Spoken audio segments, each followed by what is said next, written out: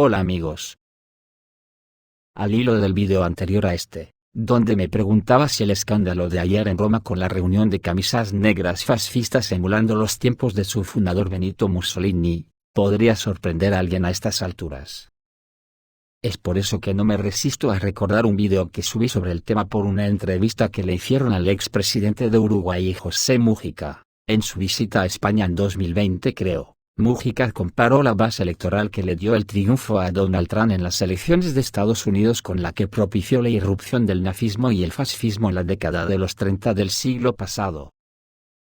Consultado por un periodista sobre qué opinión tenía del triunfo de Trump en las elecciones de Estados Unidos, José Mújica lo relacionó con la globalización que están atravesando los países desarrollados del mundo. La globalización es un fenómeno que lleva adelante el peso de las transnacionales, a veces en detrimento de la soberanía nacional y creando una serie de cambios institucionales a favor de los intereses de las multinacionales, aseguró en el Palacio de Cibeles, luego de reunirse con la alcaldesa de Madrid, Manuela Carmena.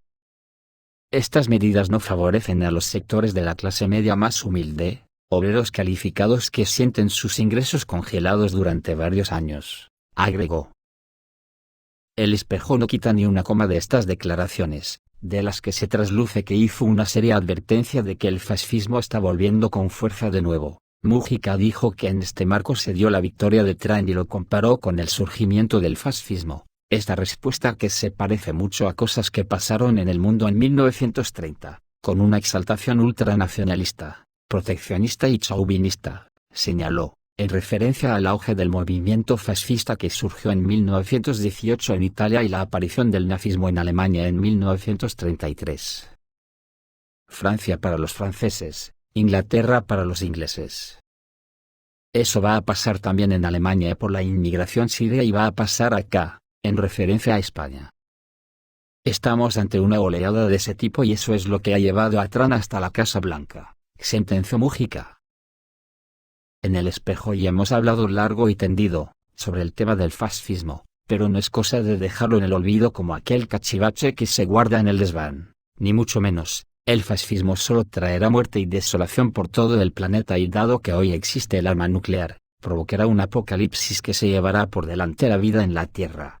Hoy mismo hemos conocido declaraciones de Putin en las que ha dicho, que las relaciones entre Rusia y Estados Unidos están peor que nunca. Lo que no hay que ser muy avispado para saber qué quieren decir.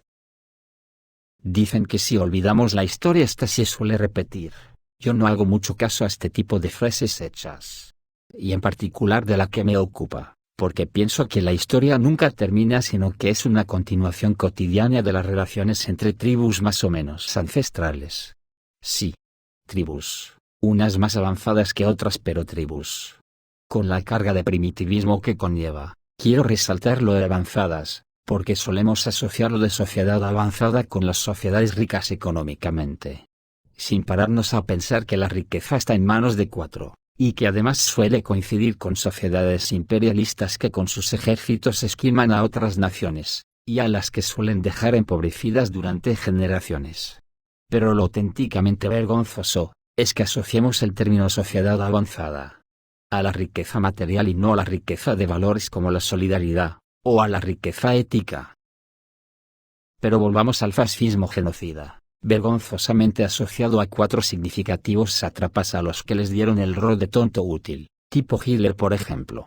Pero como la historia avanza a la par que el progreso tecnológico, resulta que Internet está dejando con las vergüenzas al aire a todos los pseudohistoriadores y pseudoperiodistas que nos han estado engañando vilmente hasta la salida de Internet. Acostumbrados ellos a bautizar con nombres trampa a los genocidios de la historia, nos han enseñado a llamar al genocidio de judíos genocidio nazi. Sin embargo, al genocidio libio, vietnamita, norcoreano, iraquí o sirio, nos quieren hacer creer que no está hecho por nazis, sino por un eufemismo llamado Coalición Internacional, u OTAN, auténtico adalid de justicia, equidad y altruismo desinteresado, cuando en realidad no es más que una máquina de destruir naciones y culturas, con unas entrañas capitalistas. Ahora corre el 80 aniversario del genocidio nazi en Alemania, ¿se repite la historia? ¿La hemos olvidado? Para nada. Simplemente la historia continúa, Y continuará mientras el capitalismo no sea erradicado de la faz de la tierra. Y ahora, pasada la calma posterior a la Segunda Guerra Mundial, nos encontramos en otra fase genocida por parte de Europa, la de los refugiados sirios y económicos de naciones destruidas por la propia Europa y Estados Unidos. ¿Que no se puede comparar al de Hitler? ¿Por qué no? ¿Por el número de asesinados? ¿Cuántos habitantes de Irak, Afganistán, Libia, Siria y Yemen, por ejemplo, han eliminado estos nuevos genocidas? ¿Cómo cuantificamos los eliminados entre la población de refugiados que ahora deambulan por toda Europa? ¿Cuántos estarán muriendo por enfermedades leves curables pero que el frío y el hambre que les estamos haciendo pasar y que recuerda a los barracones nazis, les está matando? Pero las estadísticas hablarán de muerte por enfermedad, así como los cánceres que está provocando en esas naciones los restos de uranio empobrecido que han utilizado en sus municiones. Y los ahogados en el mar serán desaparecidos en naufragios de turistas imprudentes. Yo quiero decir que una sociedad no se puede juzgar por las buenas gentes que tenga en su seno, y a las que hay que rendir homenaje, sino por lo que esa sociedad hace de malo en su conjunto. Y mientras los buenos no se impongan a los malos y los erradiquen, no será una sociedad, ni buena, ni ética, ni justa. Así que mientras esto no ocurra, las sociedades imperialistas, entre las que se encuentra Europa, son genocidas y nazis por antonomasia. Recordemos un detalle a tener muy en cuenta: se acordarán de los prolegómenos que se dieron en la guerra de Irak. Hubo manifestaciones masivas por todo el planeta en contra de la guerra. Las encuestas en algunas sociedades daban hasta un 90% de personas en contra de la misma. Pues nada. Que se reunieron 3 genocidas en las Azores y decidieron empezar un genocidio masivo en Irak, que todavía sigue hoy en día por todo Oriente Medio. ¿Qué ha pasado por semejante acción? Absolutamente nada. Que esas personas actualmente están ganando cantidades inmensas de dinero dando conferencias, charlas, y en consejos de administración de corporaciones, y sus partidos responsables con ellos siguen ganando elecciones. Eso sí, cuando hayan pasado 100 años sus sociedades descendientes pedirán perdón para lavarse la cara y sin reparar los daños. Entonces, ¿qué papel juegan nuestras sociedades que siguen premiando en las urnas a estos personajes o a sus partidos? ¿Dónde está la ética de una sociedad que permite esto?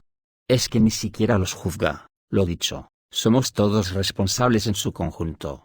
Hay personas que dicen que esto es cosa de las fuerzas ocultas del mal, de alguien que gobierna el mundo desde el anonimato. Y una leche.